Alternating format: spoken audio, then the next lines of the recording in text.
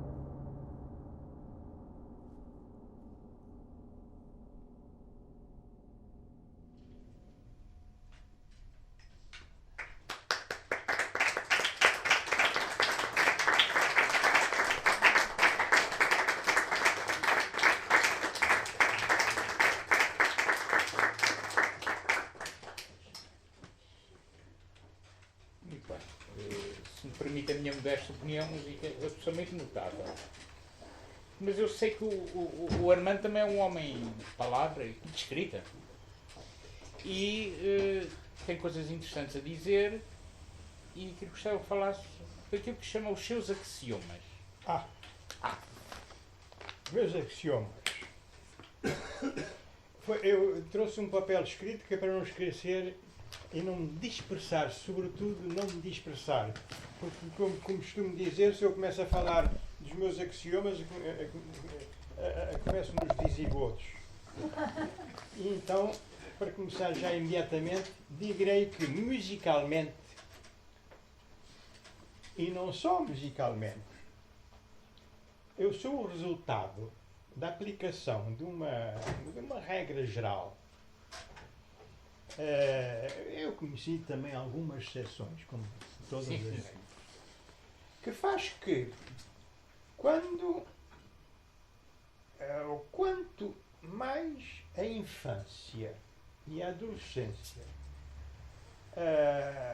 foram marcadas pelos compositores românticos, os Chopins, os Schumanns, Mendelssohn e companhia, mas a atitude composicional é, de perto ou de longe, influenciada por uma estilística a que eu chamo justamente os meus axiomas pessoais.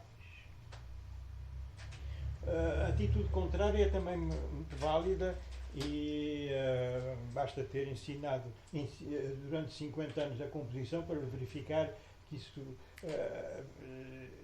vem à superfície quando temos, sobretudo quando encontramos alunos de talento. Encontrei alguns que estão a fazer carreira, ainda bem.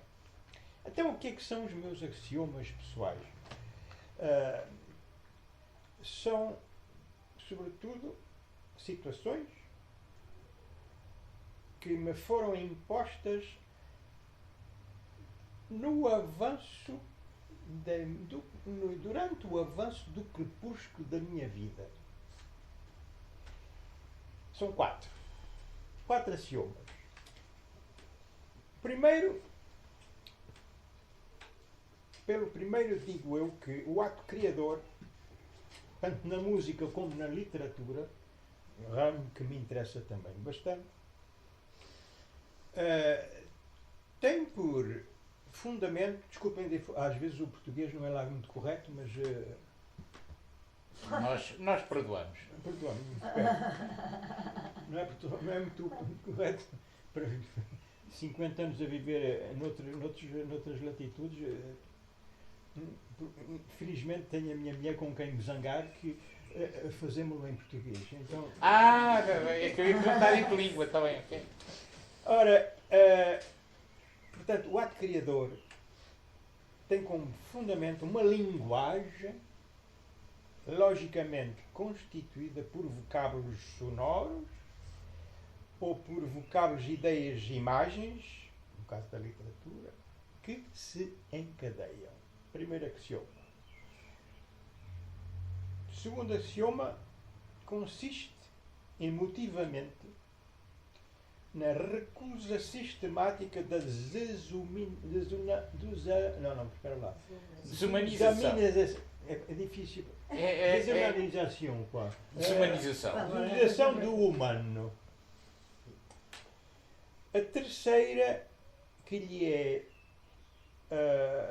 um corolário,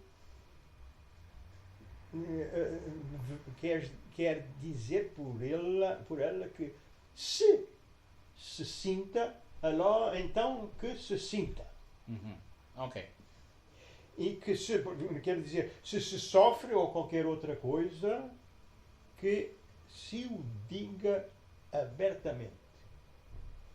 Isto porque quanto mais se envelhece, e eu estou bem colocado para me referir a esta atitude da natureza e do calendário, mais o tempo da idade adolescente, do pudor, do sentimento, porque eu também vivi o pudor do sentimento quando onde já tinha idade para viver, mais essa idade se afasta e menos tem razão de ser.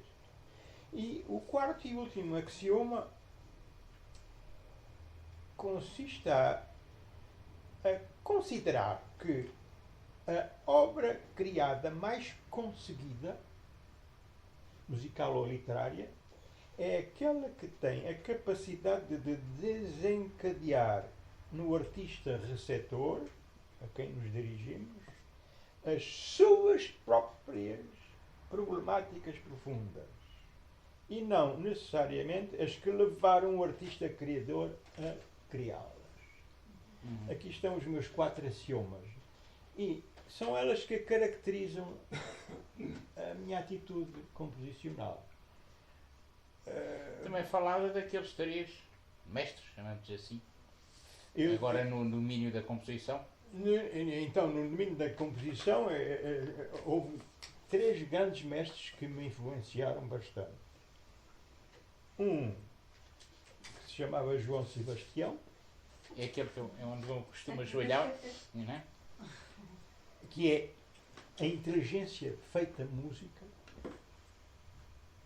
O outro chamava-se Ludwig, que é um grande construtor. Isto pelas suas atitudes composicionais.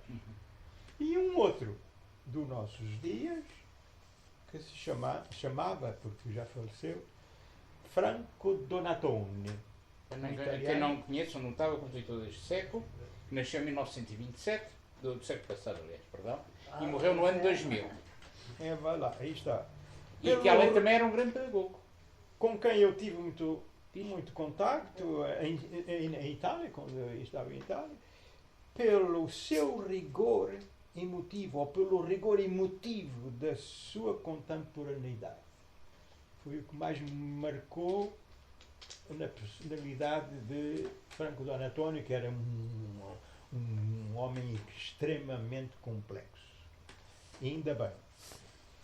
Aí estão os 3 pilares que me levaram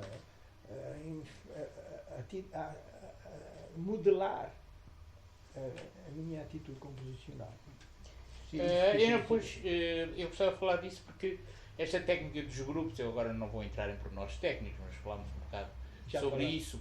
Nós falámos e há um lado que tem a ver com o Donatoni, mas que eu também acho que tem a ver com certo Beethoven, que é o partir de material relativamente simples. Reduzido. Mesmo frustre, se diga em francês, assim uma coisinha, não é? Exato. E fazer estas magníficas construções. Não sei se quer falar um bocadinho disso, porque isso é uma atitude composicional muito forte. Os grupos, ao fim e ao cabo, grupos, o que é que eu quero dizer por grupos? Não é só exatamente nas peças a que dei esse nome no ciclo, mas influenciar um bocado, está ligado com a atitude do Donatoni e, como está a dizer, do Beethoven, no que diz respeito a partir de nada e fazer uma segunda maior. Tari! Agora eu escrevo uma peça a partir disto. Na verdade, ao tiro, já. E nunca mais acabamos. E isso, o que é que consiste? Eu escrevi fundamentalmente para o temperamento igual. Ora, o temperamento igual tem 12 sons cromáticos, todos à mesma distância uns dos outros, por isso é que ele é igual. E o que é que consiste a escrever com grupos? Imagine que tem um grupo 1, 2, 3, os 3 primeiros graus, e depois vai, junta-lhe o 7º. Depois tira-lhe o 2 e fica com o 7º, e depois junta-lhe o 12º. Tira-lhe o 3º e junta-lhe o 5º. E assim por aí fora. Cria grupos.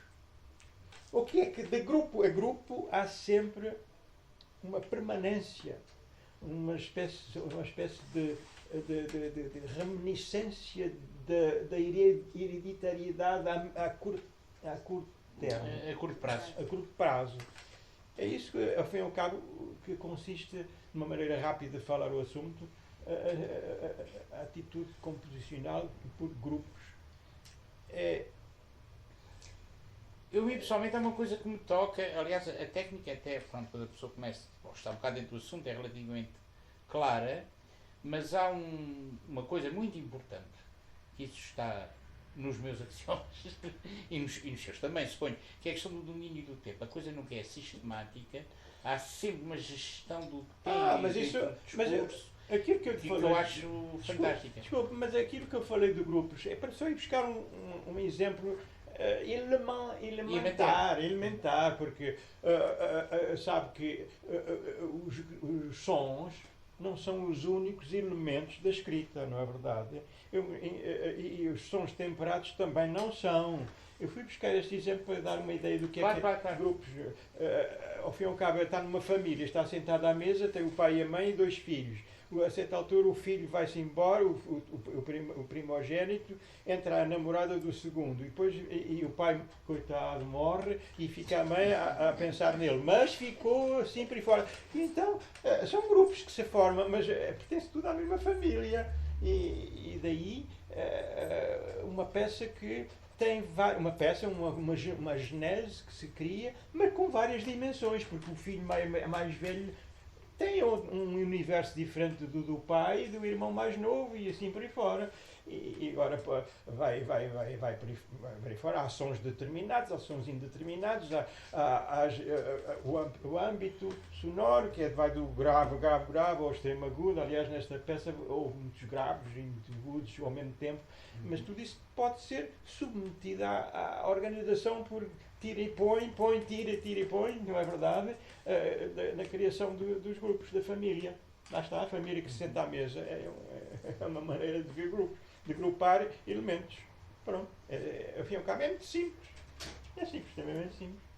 Tudo isto aliás, só é difícil os primeiros seja quem 20 for, anos, pode escrever, não importa, seja o que for, seja quem for, pode escrever, não seja o que for, aplicando este mecanismo de arranjar grupos, e depois põe um grupo, e depois outro grupo, e assim por aí fora, e tudo está agrupado e cria conflitos. Pois. Porque o pai não gosta nada que o filho se tivesse levantado da mesa. Exatamente. Sem pedir autorização. Olha, eu um aspecto que gostava de levantar, se estiver de acordo, só temos pena que só há um exemplo que eu conheço em áudio, que é música diretamente sobre um texto literário, não é? Neste caso, pronto, a obra que eu gostava que ouvíssemos é Un mur impossible, ou seja, um muro impossível para coro. Para coro à capela. Quer dizer, não é rigorosamente à capela, porque há umas intervenções flauta de bisel. Mas... Flauta de bisel para ajudar as pessoas a encontrar o som. Exatamente. Na altura em que já estão perdidos, há uma flauta de Salvador, mas está muito bem. Mas sem que ninguém tivesse dado por isso, está a ver? Ouve-se som e julga-se que está lá como se fosse um elemento muito importante da escrita. Não, eu voltei atrás e fui ver a lista. Então isto. E depois lá vi. Fui estar bem caltou. Mas, e sobretudo, portanto, obviamente, o Armando está muito ligado ao Quebec, não é? Vive lá há muito tempo.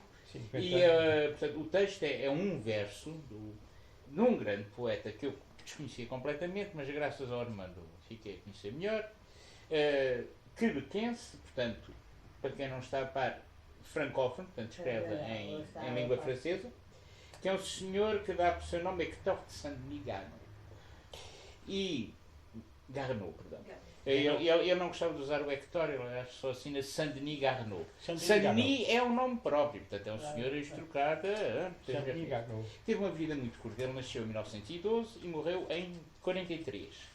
E é assim um bocadinho, talvez até sem se afirmar, dá um passo espantoso na modernidade poética, não é? Apesar de ser um indivíduo, não é o típico do seu tempo, não é o típico modernista. E sobretudo dá um sentido, uma impressão muito grande de, como é que eu diria, quase permeabilidade entre as coisas do seu foro interior, como diria o Jorge Jesus, do seu foro interior e a natureza.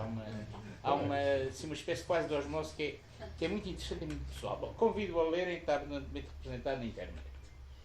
E, portanto, eu morri em 43, portanto, o cinquentenário da sua morte, portanto, em 93, teve uma encomenda para fazer uma obra, foi relacionada. Pois, Pronto, a minha pergunta é, a relação com o texto literário, como é que é? Aquelas perguntas muito vastas, mas se quiser falar um bocadinho isso. olha, para já, a pessoa que me encomendou a peça era o chefe do coro. E disse, olha, eu gostava que fizesse uma música sobre o San Nigarno. San Nigarno. Escolha a peça que quiser e tudo o resto. As peças dele são grandes, outras são mais curtas. Então o que é que eu fiz? A reação, a atitude escrita de uma composição musical para coro a partir de um texto. Fui buscar aquilo que era mais, que conseguiu mais impressionar como imagem, está a ver vocábulo, vocábulo, exatamente. vocábulo, e que mais impressionou no sentido da densidade. Então, a certa altura estava lá, que havia, dizia ele que havia um muro impossível. Eu posso ler o verso, porque eu tenho aqui a Então partitura. diga lá. E A depois, partitura tem o poema na íntegra, não na partitura, estou a dizer em E0, da partitura tem o poema na íntegra e depois, isolado, o verso que é posto em música, digamos, que é Et nous sentions notre isolement s'élever comme un mur impossible. Eu estou a dizer isto por causa da sonoridade, que é lindíssimo, vou traduzir, e sentíamos o nosso isolamento elevar-se como um muro impossível. ainda está a palavra que me incomodou, no bom sentido, é impossível. E muro. Estas duas palavras criaram um conflito. Eu, visto que naquela altura tinha que ser músico para escrever música, vi até que ponto é que esse conflito do impossível e do muro, o muro é um obstáculo, o impossível é tudo que não podemos fazer, na verdade, daí está uma angústia. E é um muro impossível que se eleva, apesar de impossível. Exato. E isso faz com que a minha reação perante o texto é antes de mais, pôr em evidência essa situação de impossível e de muro. Então há uma questão já psicoemotiva. Isso é um aspecto do tratamento do texto, mas outro aspecto é que fui aí buscar aos textos, ao verso que eu escolhi, as sonoridades das sílabas. Independentes umas das outras. E daí, como toda a gente sabe, os textos, seja em que língua for, as palavras contêm música, ou contêm elementos de sonoridades, na verdade, depois que passou a ser relativamente simples. Uma palavra tem um som, esse som cria situações musicais ou sonoras, e outra tem outro som, e daí vem o muro e o conflito. Portanto, e os sons criam-se conflitos uns com os outros. Portanto, a minha reação sobre o texto não tem nada a ver que eu tivesse ido buscar a la Schumann, não é? Fazer um lead, o texto vai ser apresentado com um sentido. O texto é perceptível só em certos pontos, mas não, tudo bem do texto. Shows de violento. Mas eu gostei da lição de Santiago, vai saber dizer. E depois é muito simples. É dito assim, parece muito simples, realmente. Mas é que depois torna-se simples. Sentamos na nossa mesa e começamos a ouvir coisas que vêm dessa situação. Portanto, o texto influenciou de duas maneiras, como já disse. A noção de violência e do confronto, do impossível e do muro, e no mesmo texto há sons. Há sons nas palavras. Podemos ouvir. Pronto, vamos ouvir então a peça? Como quiser. Pronto. Não é muito longa. Não é muito longa. 9 minutos e 5 segundos. Mesmo assim.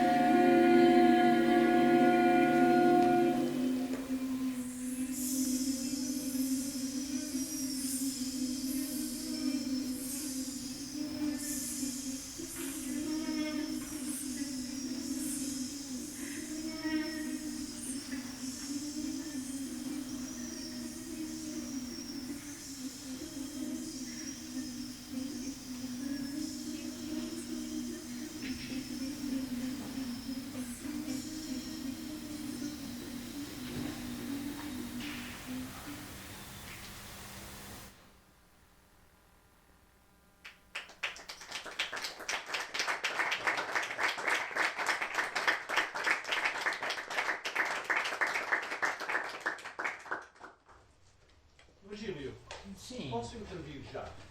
Se quiser, diz claro. Eu cruzei-me com o Armando Santiago em 68, ele já sabe as circunstâncias. São 30 segundos apenas. E depois desapareceu-me do horizonte, nunca mais o vi. Ao longo dos anos pensava em si o que é que ele sabia que estava no Canadá. E agora descubro um compositor com duas obras das mais belas e extraordinárias que eu vi nos últimos anos. Ai, simpático. E não ouvi o resto, Cândido. Gostava de saber, exatamente, vamos ouvir, mas para já é um desabafo. Eu pergunto onde é que tem andado em relação à Fundação Gulbenkian, nos encontros de música contemporânea, à Casa da Música, porque tenho ouvido dezenas ou centenas de obras, quer na Gulbenkian, quer na Casa da Música, extraordinárias. E esta obra estava integrável em absoluto em qualquer programa aqui de Portugal. O que é que Portugal tem feito por si? E que diálogos é que tem estabelecido entre lá e cá, independentemente de cortar a estruturação do vosso diálogo? Mas não resisti a desabafar assim desta maneira. Com entusiasmo, evidentemente. Obrigado, olha, fico muito comovido com aquilo que diz. Eu não sei responder-lhe. Sei que fiquei muito espantado, aliás, quando o Pedro Junqueira Maia diz o nome completo, parece que eu sou bem. Pedro Junqueira Maia, sabe? E não é o nome completo. Bom, mas só assim já é bem. E a certa altura vai e escreve-me a dizer, olha, eu gostava de ter contato consigo musicalmente falando. E eu disse, olha, um português. Somos mais 10 milhões, sabe?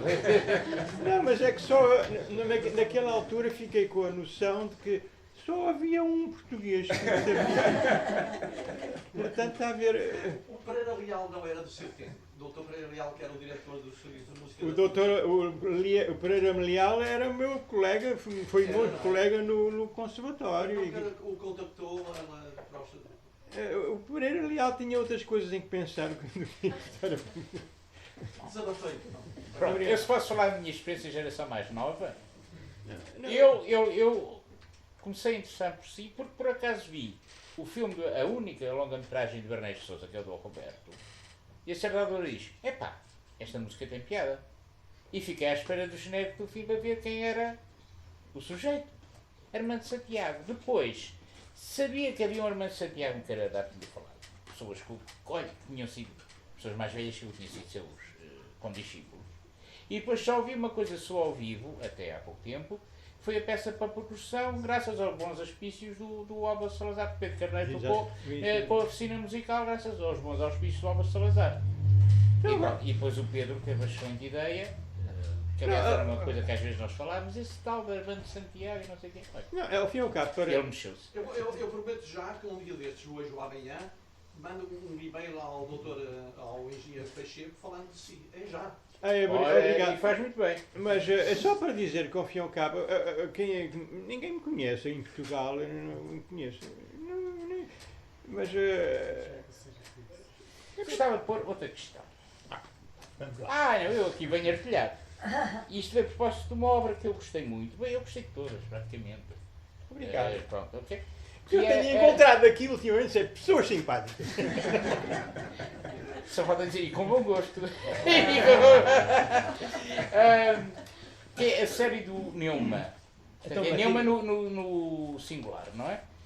No singular. Portanto, Então diga lá, faça lá a pergunta. Não, eu sobretudo, portanto, eu tinha proposto ao Pedro passarmos a de trio, que é o Neuma 1. Um trio Um bocadinho especial, porque parece um solo, e depois parece um dueto, e depois é o trio. Depois é um trio. O que é que eu ia dizer? Eu queria ver era a data, lembra-se? Não, mas já digo. A partitura, desculpem lá que isto agora só vai lá da iPad. É capaz de ser da volta de 2002 ou coisa assim, 2000. Ao princípio. Não, junho de 1998. Portanto, os compositores não são de confiança. E portanto, é que é a questão do. Bem, quem costuma vir às minhas sessões já sabe o que é que eu vou falar, a questão do contraponto. Há uma noção, digamos, um bocadinho como diria o Boulez, diagonal do contraponto que eu acho extremamente interessante. Até porque o Armando combina muito amenamente coisas do ponto de vista rigorosamente escritas, alinhadas verticalmente, coisas em que é o que nós chamamos de notação proporcional, portanto é a geometria, o tamanho que dá uma ideia do ritmo, pronto, é aquilo que nós familiarmente dizemos ritmo à zona ou a olho, e a combinação das duas, com resultados extremamente interessantes. Não sei se quer falar um bocadinho disso.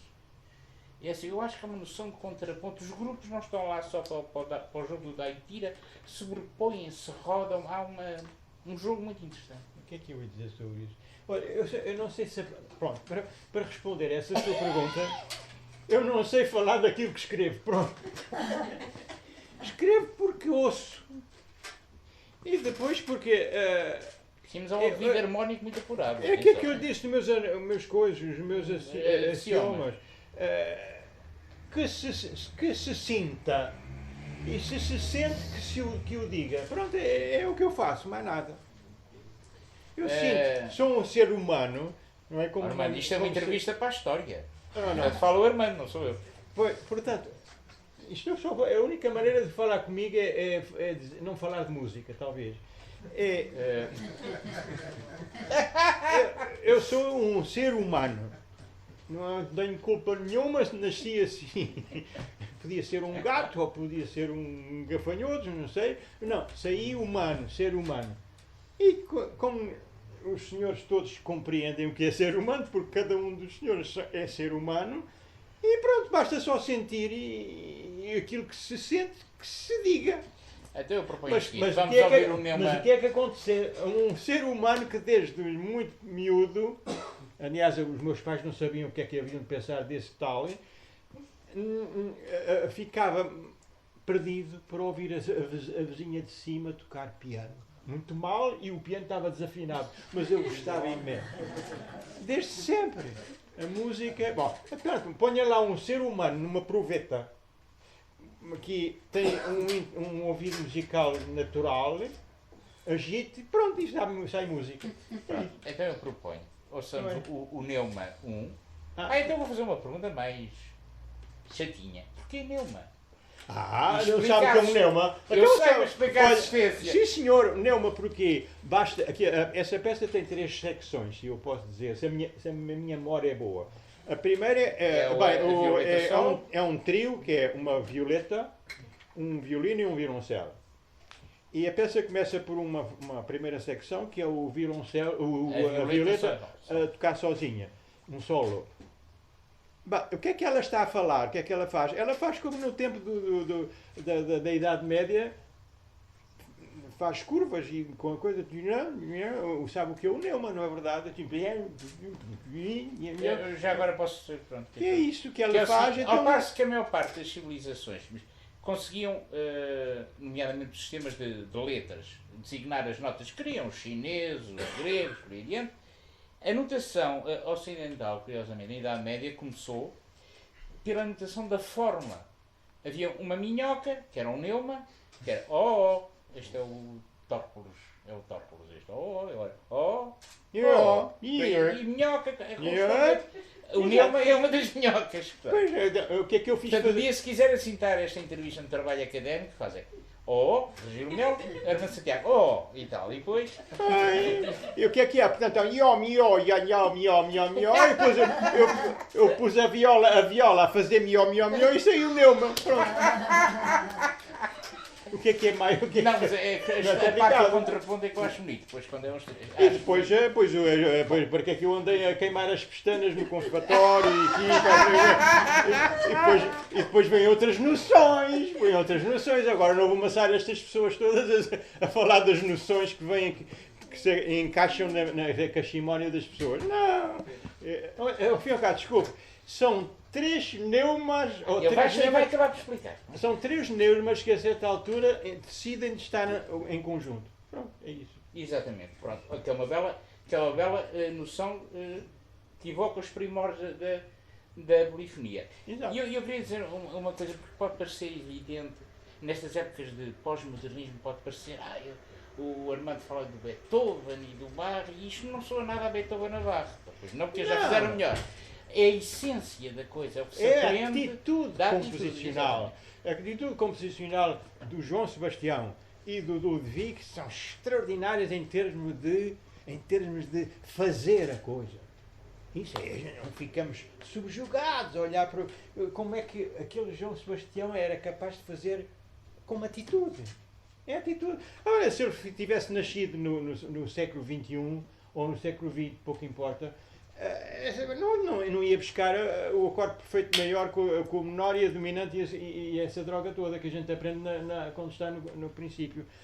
Não, ele falaria a linguagem do seu tempo, mas isso não tem importância. A importância é, como depois o Beethoven, com a grande construção, isso é que é extraordinário. Construção, a atitude, é a atitude. Pronto, então vamos ouvir o Neuma, dura 9 minutos. Também não é lá muito grande. Bem, enfim.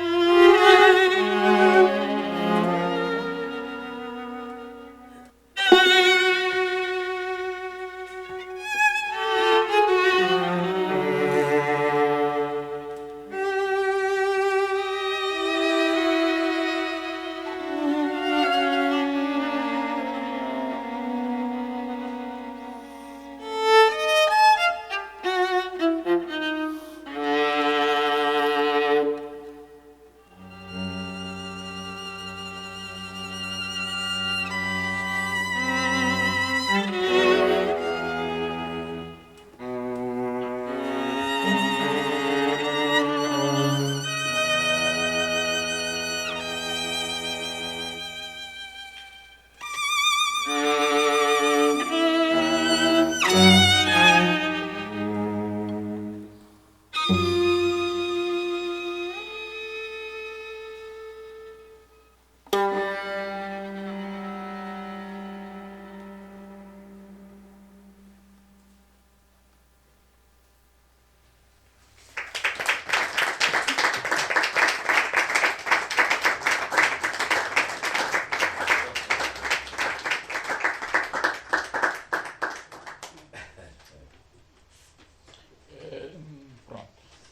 Talvez seja, é um bocadinho mais anedótico, mas eu gostava talvez que o Armando relatasse a experiência, até porque foi assim que muito de nós aqui em Portugal o conhecemos, da experiência de trabalhar para o cinema. Foi a única vez, acho eu, na sua vida. E no filme, portanto, de Dom Roberto de 63, se a memória não falha. Eu era muito novo ainda, foi uma primeira experiência nesse sentido. Depois tive outras experiências do género, mas não com um realizador da craveira do Inês de Sousa. Foi qualquer coisa de extraordinário, porque foi o encontro, foi o resultado de ter encontrado alguém que também sofria. É isso. E depois fomos os dois sofrer juntos para fazer a música. Eu ia fazendo música. Bom, ele falou-me das sequências e dos conflitos que o pobre Dom Roberto, o Solnato, Que era o Solnato. tinha, porque ele era pobre, não havia pessoa mais pobre em Lisboa do que aquele pobre marionetista, e depois era preciso sublinhar. Eu tenho uma experiência já no outro dia. Essa é fantástica. A propósito da música do Dom Roberto, eu vou repeti-la para aquelas pessoas que não ouviram. Eu fiz a música, etc. Depois foi dado parece-me que era no Monumental, no antigo cinema. Foi muito engraçado. A gente me deu obrigado e aquela coisa toda. E depois lá lá na família tinha um tio que diz: o Armando fez uma música para um filme. Olha, meu filho, eu quero ir ouvir a música para o teu filme, vou ver o filme por causa da música. Foi o meu tio, ouviu a música, veio ter comigo e disse-me: olha, eu tive muita pena, mas não ouvi música nenhuma. Era isso mesmo que eu queria! Quer dizer, faz-me lembrar, como também já disse, não me comparo nada com o Maurice Ravel, evidentemente, mas o Maurice Ravel, quando teve a premiere do Bolero, veio, toda a gente sabe que o Bolero, aquela repetição, não é se faz? E então vem uma senhora e diz: ai, meu caro maestro, Maurice Ravel, que fez umas músicas tão bonitas, e vai aqui, estava aflitíssimo a ter ouvido a sua peça. E ele disse: consegui. Pois é a mesma coisa com o meu tio. O meu tio viu o filme e não encontrou lá música nenhuma. Pois não, eu fiz 30 minutos de música lá dentro. O objetivo era isso, era colaborar de uma tal maneira com o Inês de Sousa, que as sequências que ele tinha criado, que eram muitíssimo dramáticas, fossem apoiadas musicalmente. Portanto, foi uma boa colaboração, não é? Porque às vezes há aqueles realizadores e alguns encenadores, não é que esteja a seguir aqui ninguém presente, não é? Nesse caso, eu quero uma música assim, eu quero uma música assada. Aquilo não era a música nem assim, nem assada, era a música que ele queria, que ele precisava para pôr em evidência o sofrimento daqueles dois pobretanos, ele e aqueles dois casal que viviam numa espelunca e não tinham que comer. Aliás, ele dizia: a galinha é um animal muito útil. Uma vez quando encontraram, quando alguém lhe deu uma galinha e ele comer uma galinha, foi uma festa. Era um Portanto, mas animal. quero dizer, o Ernesto deu liberdade estética. Pois, então Não, está a ver, não. a música era fazer, era sublinhar, mais nada e pronto. É só Mas isso. como é que conheceu o Ernesto? Foi não sei o que é que foi. Havia uma família em Lisboa de músicos, que era o chefe de orquestra Pedro de Freitas Branco, o Luís de Freitas Branco, que é seu irmão dele, e o filho João de Freitas Branco, que era filho do Luís.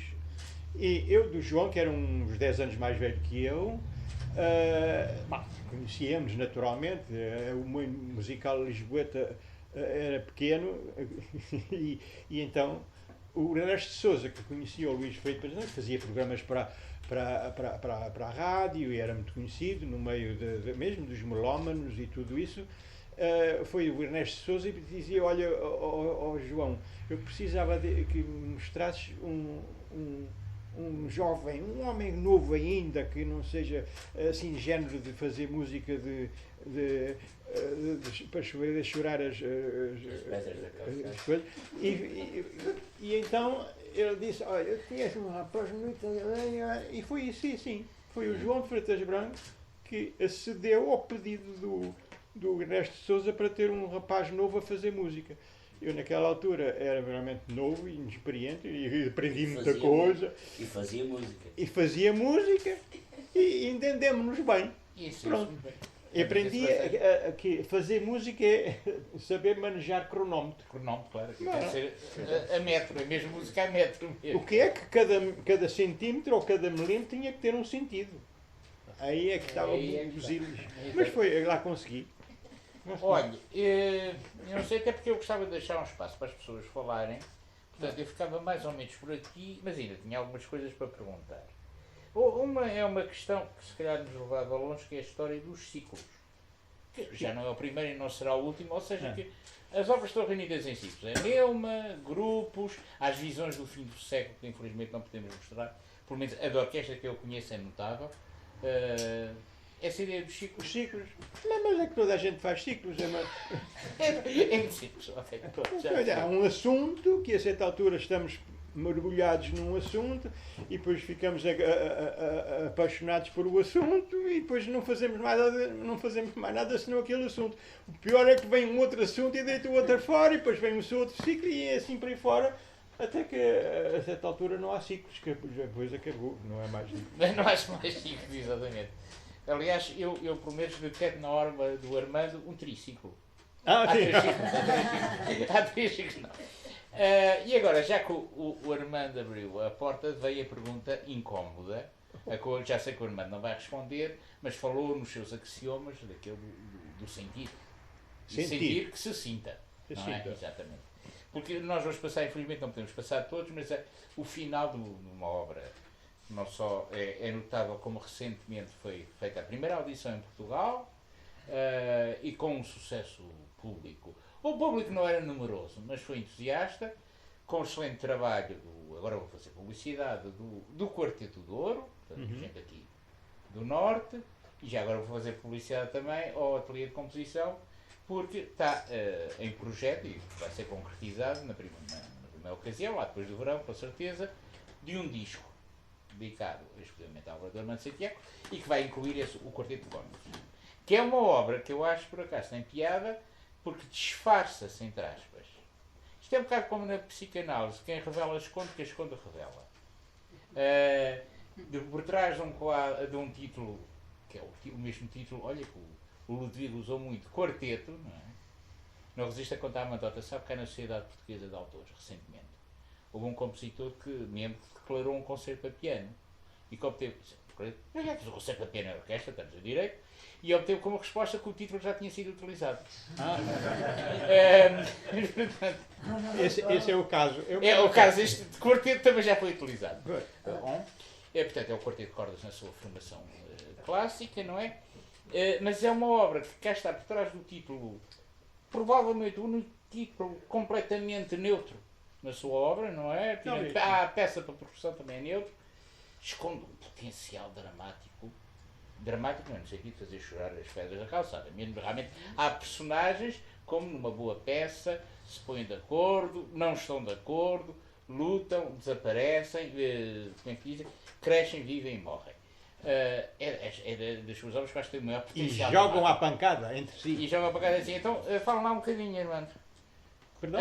Fala lá um bocadinho disso, aquele crescendo com acelerando, que até havia uma analogia muito que nós vamos ouvir, que é uma coisa notável, uma passagem notável.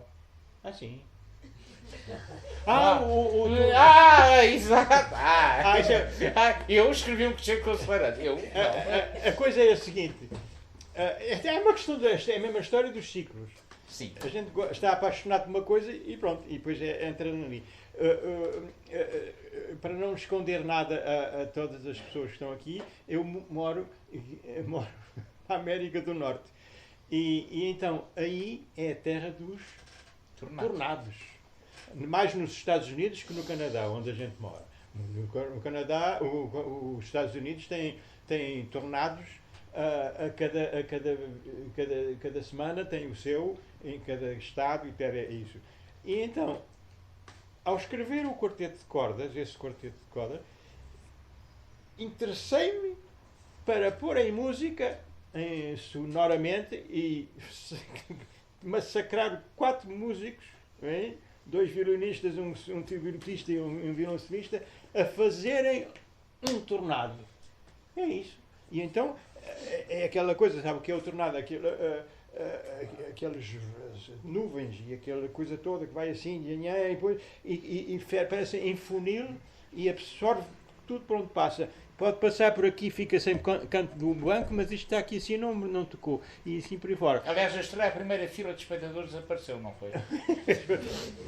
Então, no quarteto de cordas é um tornado. Mas é isso. E deu uma grande. Mas lembro até que Achei o bastante. Armando tem uma curta análise, um textozinho, em que fala de 4 gestos presentes. Há uma luta de gestos, são personagens. Agora não Fala me lembro. de André, que não sei quantos, há aquilo que chamava lá as abelhas. Sim, pois. Sim, pois. No quarteto há uma formigamação, não é? O formimon, um formigar. Um formigar de situações desagradáveis. Sim. Então, tudo isso passa pelos quartetos. É preciso que o quarteto tenha descoberto essa coisa. Portanto, é um aspecto. Outro aspecto são chicotadas, e outro. E depois tudo converge na parte antes de preceder a parte final. Então, uma grande secção onde há esse movimento. Mas de maneira. Começa por uma zona larga e cientificamente feita. Tudo escritinho, eu sei. Não é? O que é que eu me arranjei? Arranjei as coisas de maneira que ir aproximando de um fim onde o tornado no ponto, o tornado termina num ponto, em baixo. Pois bem, essa secção termina também num ponto e à medida que se chega a esse ponto vai acelerando e atrofiando a coisa. O meu objetivo, nesse sentido, como em muitos outros aspectos da música que eu gosto de escrever e de textos que eu gosto de escrever também, é de fazer perder a respiração às pessoas. Mas o primeiro a perder a respiração sou eu. Não, os desgraçados músicos. Eu assisti a um ensaio porque eu vou assegurar a direção artística do disco, então, para conhecer melhor a obra e as indicações do Armando, foi assistir a um ensaio em que o Armando saiu com o Quarteto de Ouro e estava o Armando todo entusiasmado a dizer: isto, nessa parte do formato, é um instrumento de 16 cordas. E o desgraçado a viola 15 tinha-se partido uma corda. Não. Portanto, vamos ouvir os últimos 8 minutos, é isso?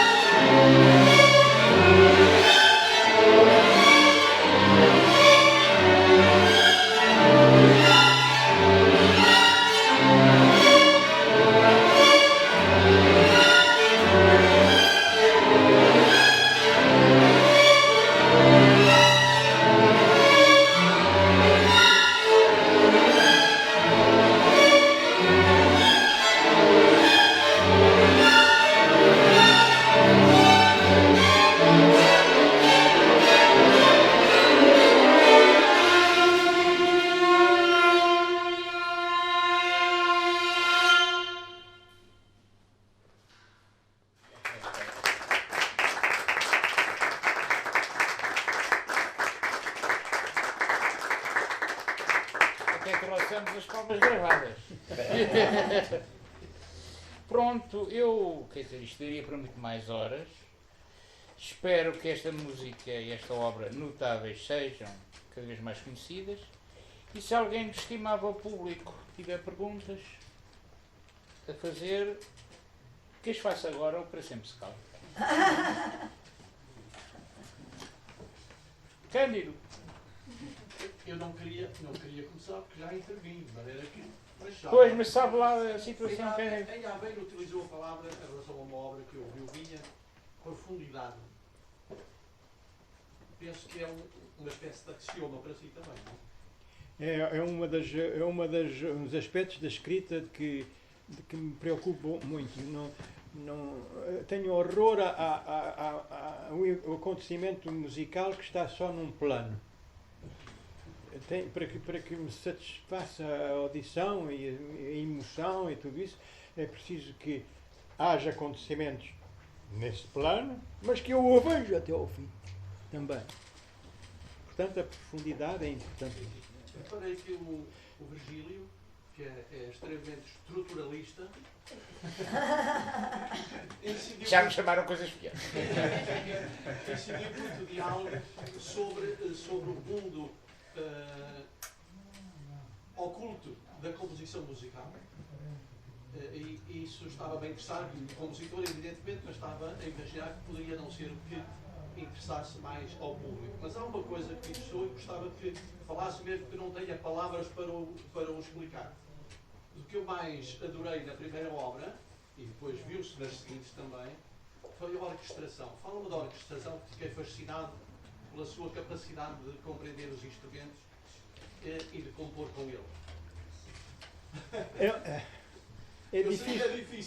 É difícil, mas o Cândido Lima toca um dos aspectos que eu mais adorei, empregando o termo, quando falava aos meus alunos e quando eu ouvia como aluno, era exatamente o problema dos timbres. E o que pode resultar do manejo desses timbres. É uma alquimia fantástica, a orquestração. É por isso que nós todos temos uma grande admiração pelo Ravel e pelo Debussy e pelo mesmo Ludwig, n'est-ce pas? Na verdade. Quando uma pessoa, agora no meu caso, gosta de qualquer coisa ou se sente deslumbrado por um aspecto da escrita, não faz sentido se ele não se interessa ao máximo e procure integrar-se na questão justamente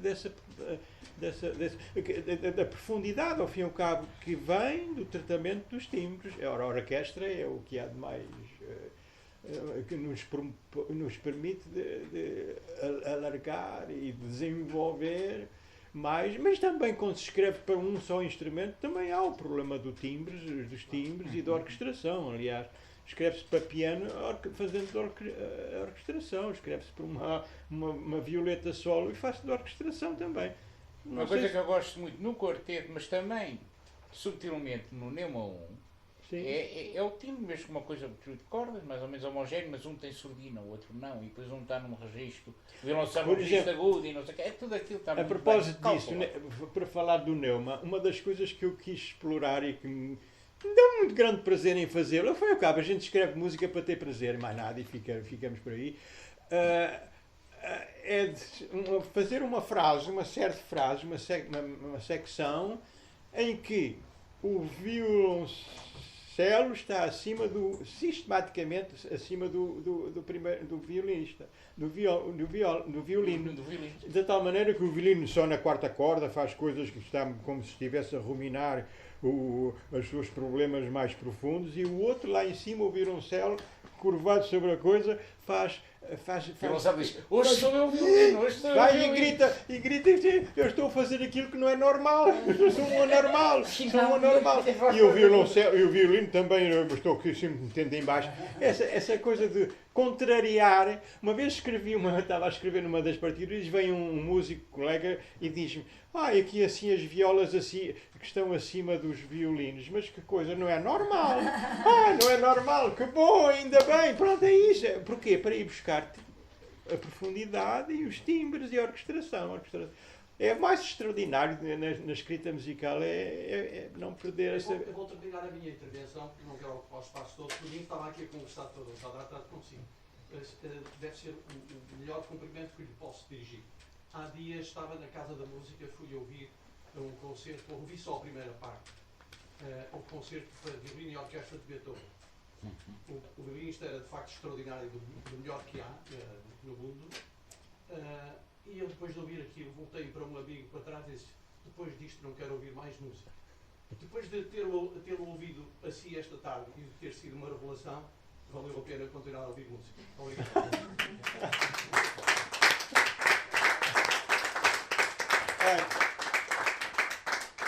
Essa apreciação, que é extremamente, vem diretamente cá dentro, dito por um colega que eu muito respeito e muito admiro, olha, não sei o que hei de fazer.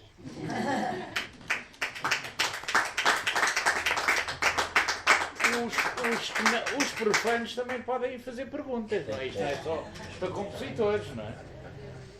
Já agora deixe-me fazer outra intervenção, já sobre essa que tem a ver com Ernesto de Sousa. Durante as jornadas de música eletroacústica em Viana do Castelo, em 82, houve um litígio entre mim e uma dos elementos do grupo do Jorge Peixinho. Sim. Luísa Vasconcelos. Estava na moda o cubo do Kubrick. Estava na moda o cubo do Kubrick. Sim. E eu elogiei muito o cubo em termos de manipulação dos objetos musicais. Eu fui insultado pela Luísa porque tinha sido vítima do filho que passava a vida a jogar com o cubo de Kubrick. E houve uma discussão muito forte nessa altura. E estava presente o Ernesto de Sousa, como sabe, teve uma colaboração, colaborou várias vezes com o Jorge Peixinho. E ele voltou-se para mim, não me conhecia, imagina, e disse-me assim: o senhor ainda não fez a sua síntese filosófica. O que é que acha disso? Já que o conhecia, ele diga. Isso é muito Ernesto de Sousa. É específico dele, com contactos que eu tive com ele. Uma das impressões que eu guardo do contacto com o Ernesto de Sousa nesse sentido é que ele olhava muito diretamente às pessoas, muito nos olhos, muito.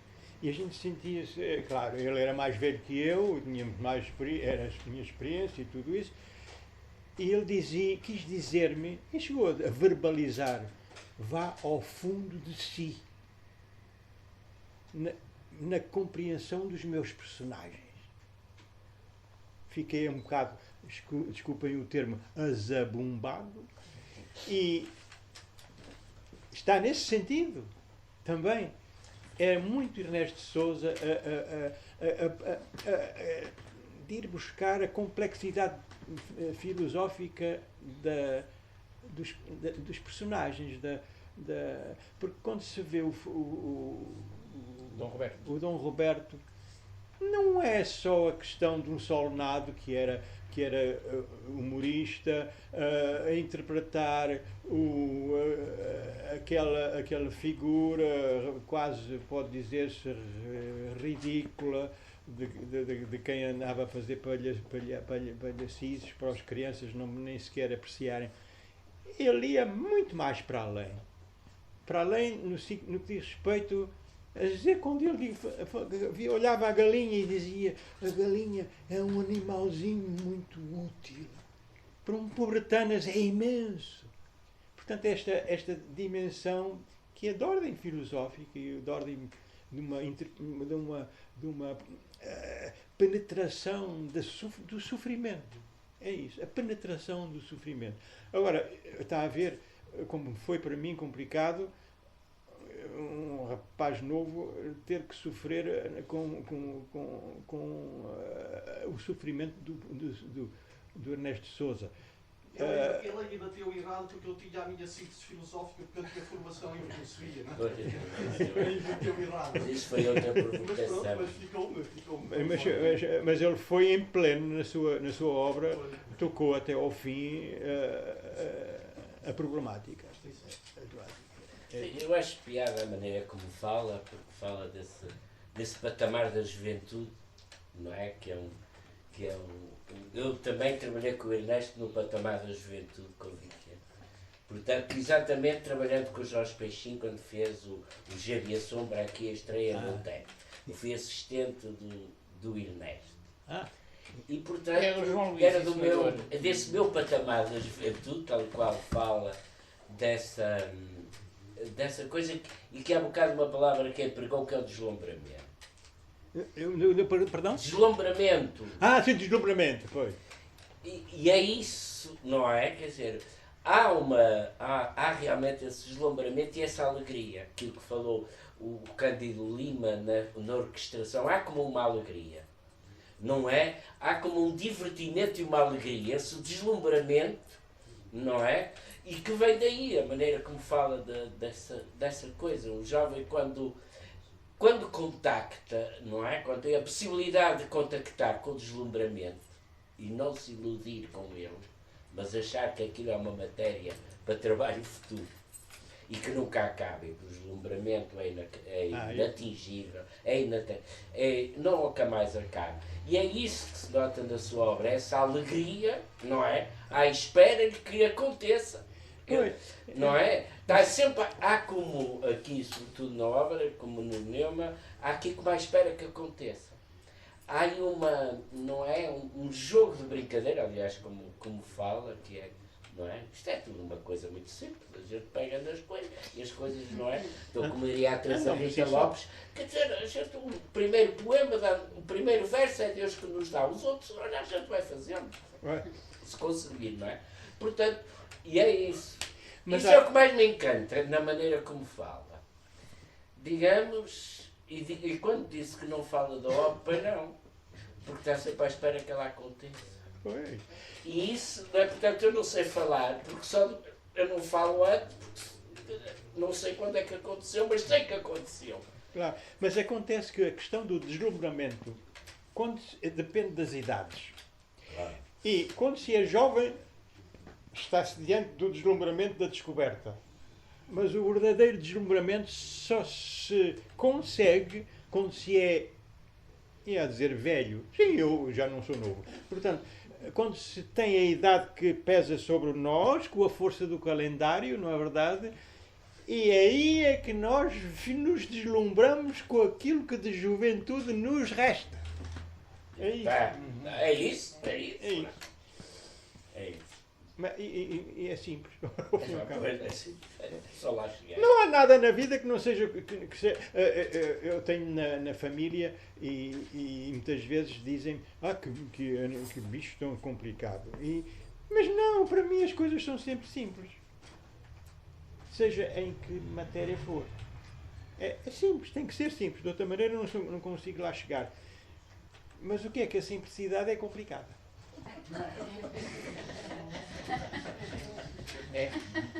Por isso é que não entendo que se estava zangado com Portugal, portanto, há todos estes anos, digamos, que teve o Ernesto, conheceu um conjunto de gente, num período fulgurante em que estava a acontecer uma quantidade de coisas em Portugal, na matéria artística. A minha mulher é testemunha. Ela poderá levantar-se e dizer é verdade. Eu saí daqui porque fui convidado para ir para lá. Mas fui para lá para o Canadá, trabalhar, dizendo, mas é em Portugal que eu queria estar. Esta é a grande verdade. E agora temos aqui 1 mês e meio, vamos embora daqui a 2 dias. É extraordinário descobrir que Portugal é um país, como se diz em italiano, carino. Queridinho. Carino, este Portugal é carino. E tenho pena, ao fim e ao cabo, ter passado 50 anos da minha vida a dar o melhor da minha existência num país que não era aquilo onde eu nasci. Mas naquela altura eu queria trabalhar aqui também, não me davam nada. Venha nos próximos 50. Não, que eu Portugal sempre achei que é um país maravilhoso. A gerência é que. Mas eu não me meto com essas coisas.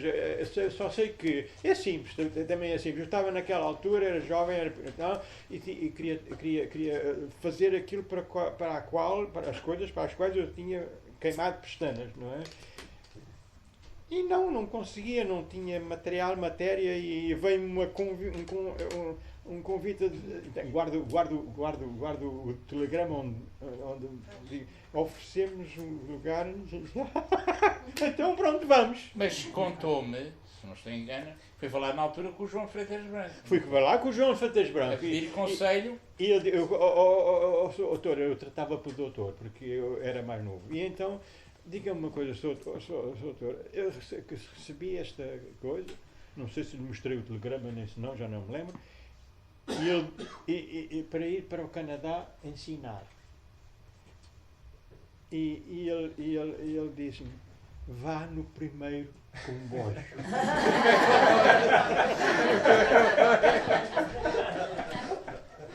E fui, e fomos. Pronto.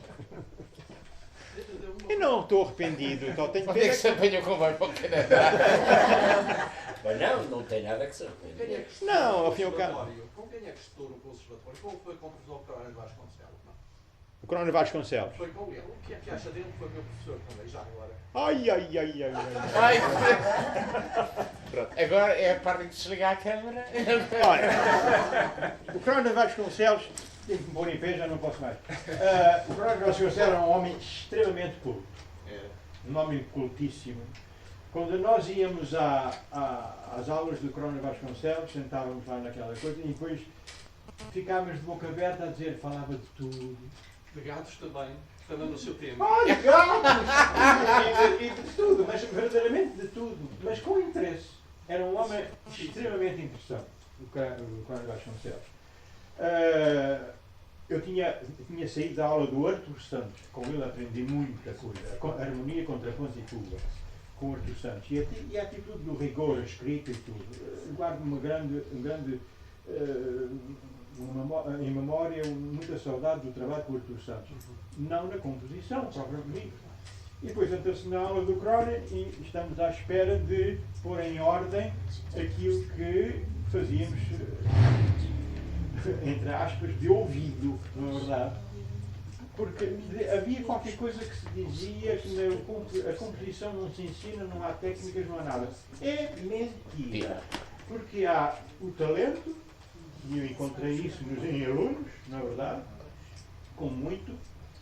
Mas há orientação e há uma dose de técnica que se tem que contribuir, comunicar ao aluno para aprender a escrever e aprender a pensar música.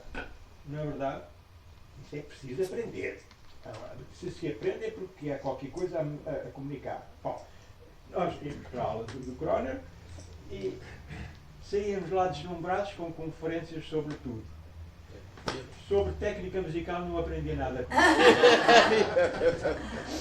Tenho pena que ele não esteja aqui presente, já faleceu, que eu dir-lhe isto pessoalmente. Creio que eu compreenderia ele. Porque ele falava da diabologia, ele falava muito de Ravel, e a gente aprendia coisas sobre o Ravel, e aprendia coisas sobre muita coisa, mas depois eu vinha com uma peça e o que é que dizíamos todos uns com os outros, os colegas e eu, ai que bonito. Mas e com isto não se aprende nada. Ai que bonito. Olha, está muito bem, isto aqui tem agora, escreveu, eu gosto muito de ouvir esta coisa aqui e tal. Mas o resto, tem que aprender a escrever. Aprendi depois com o Goffredo Petrarca. e com outro Boris Poren, e em Paris com o grupo, no grupo de experimental de Pierre Schaeffer, e aprendi com o Donatoni, e aprendi com mas Mas autores que respondi à sua pergunta. Respondeu. Dois autores que me vieram à memória ao ouvir a sua primeira obra foi precisamente Don António e o rigor do Pierre Boulez, da orquestração e da Também aprendi muito com o Boulez, com certeza, mas o Don António era aquilo que eu disse, o rigor da sua contemporaneidade emotiva. Era um homem que vivia torturado consigo próprio. Aliás, ele tentou suicidar, tinha até uma cicatriz que tinha sido uma bala que não entrou.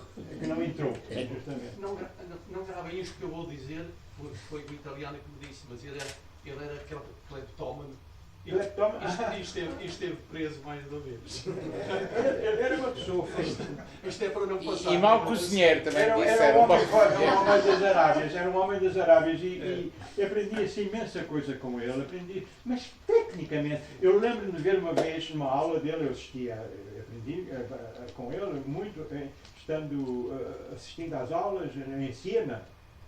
E depois, trabalhando com ele, fui lá à casa, ele falava muito da sua cozinha, era intragável. E então, vi uma vez um brasileiro, um rapaz novo, um rapazinho novo ao quadro, que ele disse ao rapaz, faz favor, explica-me por que razão é que escreveste aquela nota. E o rapazinho tinha escrito a nota por acaso. O rapaz ficou, eu nunca mais ouvi falar nesse jovem brasileiro, o Don António era severíssimo, mas antes de mais consigo próprio, severíssimo consigo próprio. E essa severidade do rigor, da seriedade, ao fim e ao cabo, uma questão de seriedade na atitude de criar, de fazer coisas, seja lá o que nós fizermos, sejamos sérios, não é? É verdade? E essa seriedade consiste em uma certa dose de rigor. Isso vinha do Natal. Uma curiosidade do professor Corona, e isso acho que é interessante para quem ligar às literaturas, etc. Nunca mais esqueço esta observação dele dizer: nunca imaginei que tivesse passado por um gênio durante os meus dias. Quer dizer, agora imagino que passeava no Chiado, Fernando Pessoa. Cruzava-se com o Fernando Pessoa e disse: nunca imaginei passar por um gênio, não ter dado conta que passava por um gênio. Isso das aulas as aulas com o Corona de Vasconcelos eram enriquecimento. Era exatamente. Um grande enriquecimento estético, histórico, da análise da. Era riquíssimo, um homem riquíssimo. Riquíssimo do espírito, da cultura, tudo isso. Uma vez chamei a atenção para qualquer coisa desse género. Eu estava a escrever um trabalho no quadro e eu comecei a. Deve ter ficado a rugir, a ficar vermelho. Senhor Lima. Ficou preocupado pela minha reação porque eu fiquei sem sangue. Lamento. Já estava cheio daquilo. Eu lamento interromper, mas temos imperativos horários, não é? Está na hora. Eu tenho um comboio a tomar, não sei que horas são. São 7. Está na hora. É o último comboio para Lisboa. Ainda. Ganhar.